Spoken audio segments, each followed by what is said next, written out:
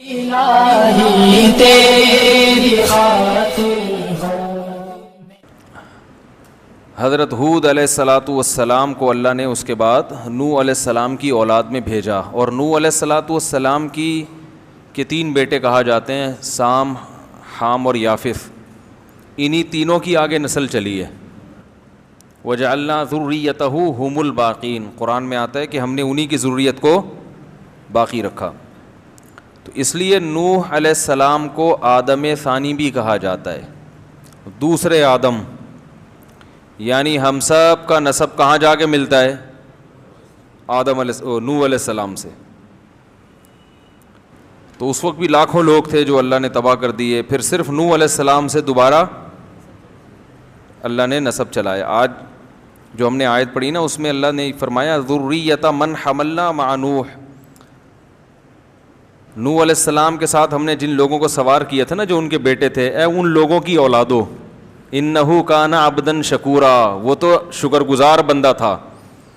یعنی ہمارے ابا کو جو نجات ملی تھی شکر گزاری کی وجہ سے، اور ان کے جو بیٹے ایمان لائے تھے وہ ایمان والے بیٹے ان کے ساتھ تھے، تو وہ تو اللہ پہ، اس کے رسول پر ایمان لائے، اپنی زندگی تبدیل کی تو بچ گئے، جس کی وجہ سے ہم بھی پیدا ہو گئے۔ ابا پیدا نہ ہو تو بیٹا پیدا ہو سکتا ہے، یا ابا مر جائیں اولاد کے پیدائش سے پہلے تو بیٹا ہو سکتا ہے؟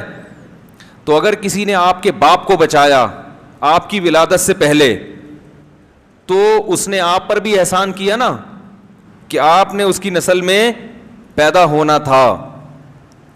تو اگر نوح علیہ الصلاۃ والسلام کے وہ جو 3 بیٹے کشتی میں سوار ہوئے تھے وہ بھی اسی چوتھے کی طرح ہوتے تو پھر ہم پیدا نہ ہوتے۔ تو اس لیے اللہ نے فرمایا انہ کان عبدا شکورا، نوح اللہ کا شکر گزار بندہ تھا۔ 950 سال اللہ نے جو مشن دیا اس سے ذرا بھی ادھر ادھر نہیں ہوئے، اسی میں لگے رہے، زندگی اسی میں کھپا دی۔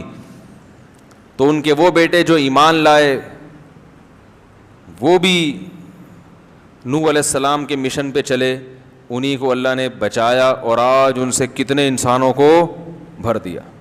تو ان تمام انسانوں کو زندگی ملی ہے نوح علیہ السلام کی تقویٰ اور آپ کے بیٹوں کے تقوی اور للہیت اور دین اور مذہب کی بنیاد پہ، ورنہ باقی بھی کیا ہو جاتے،